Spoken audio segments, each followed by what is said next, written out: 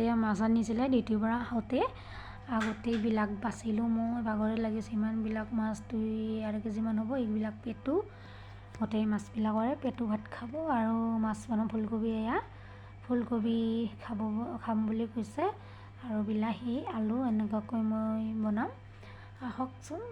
কি কৰিম এনেকৈ বনাওঁ এয়া মই ভাত বহাই দিলোঁ ফুলকবি আলু বইল হ'বলৈ দি দিলোঁ এটা চাইডত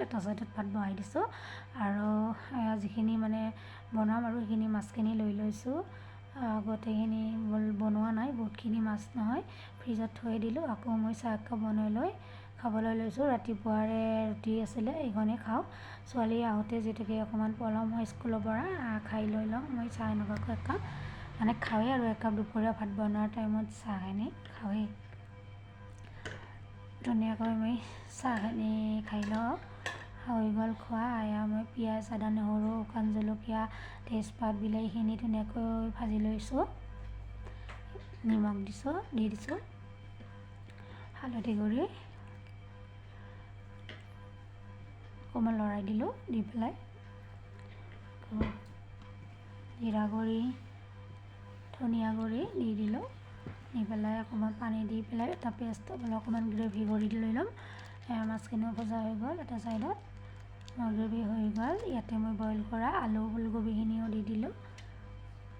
দি পেলাই অকণমান টাইম ভাজি ল'লোঁ ভাজি পেলাই ইয়াতে ঢাকনিখন 5 মিনিটৰ কাৰণে দি দিছিলোঁ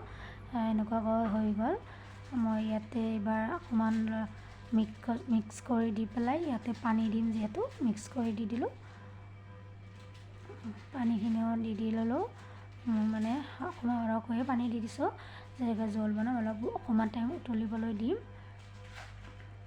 আপোনালোকে এনেকুৱাকৈ বনাই নাই আজিকালি যিহেতুকে ফুলকবি মানে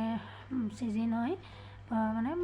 ছিজনত খালে ভাল লাগে আৰু সেয়া উতলিবলৈ ধৰিলে ইয়াতে অকণমান চাহী গৰম মছলাও দি দিছোঁ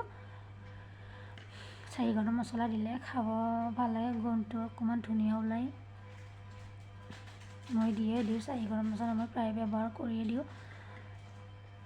ইয়াতে মাছখিনিও মই দি দিলোঁ পোনপ্ৰথমে এইখিনি মাছ দি দিছোঁ দি পেলাই অকণমান উতলিবলৈ দিম এইখিনি উতলিলে ধুনীয়াকৈ উতলি আছে এইবাৰ দি দিম মই পিচ মাছখিনিও দি দিম ইয়াতে যিহেতুকে আমি 5জন মানুহ এইখিনি এনেকুৱাকৈ দি দিলোঁ মোৰ অকণমান টাইম উতলা হৈ গ'ল ইয়াতে মই আকৌ কেঁচা ধনিয়াখিনিও দি দিম ওপৰত মোৰ মাছৰ জোল হৈ গ'ল মই ষ্টভ অফ কৰি দিলোঁ এই চাইডত তেল লৈছোঁ কেঁচা জ্বলা পিঁয়াজ এনেকুৱাকৈ সৰু কেৰাহীখনত লৈ ভাজি লৈ ল'লোঁ ইয়াতে মই পেটু ভজাখিনি বনাম যিহেতুকে পেটুখিনিও দি লৈ এনেকুৱাকৈ অকণমান টাইম ভাজি ল'ম ইয়াতে মই হালধি পোনপ্ৰথমে নিদিওঁ হালধিটো লৈছিলোঁ পাহৰাতে নিমখ আৰু এয়া কলাখাৰ দি দিছোঁ কলাখাৰ দিম যিহেতুকে হালধি দিলে বহুত ৰঙা হৈ যাব সেয়েহে মই হালধিখিনি পিছত দি দিলোঁ এয়া ভাজা হৈ অকণমান আদা নহৰু দিলোঁ হালধিও দিলোঁ আদা নহৰু পেষ্টখিনি আছিলে যিহেতুকে সেইখিনিও দি দিছোঁ দি পেলাই ভাজি লৈ এয়া মই ভাতখিনিও দি দিলোঁ মিক্স হৈ গ'ল মোৰ পেটু ভাজিও হৈ গ'ল খাবৰ বাবে এয়া ডাইনিং টেবুলত গোটেইখিনি লৈ ল'লোঁ খাবৰ বাবে পেটু ভজা মাছৰ আঞ্জা আৰু এয়া মানে ঔটেঙাৰ জোল আছিলে ৰাতিপুৱা মায়ে বনাইছিলে ফুলকবি বিলাহী আলুৰ আঞ্জা হৈ গ'ল পেটু ভাত হৈ গ'ল ছোৱালীও আহি পালে স্কুলৰ পৰা আমি তিনিওজনে খাব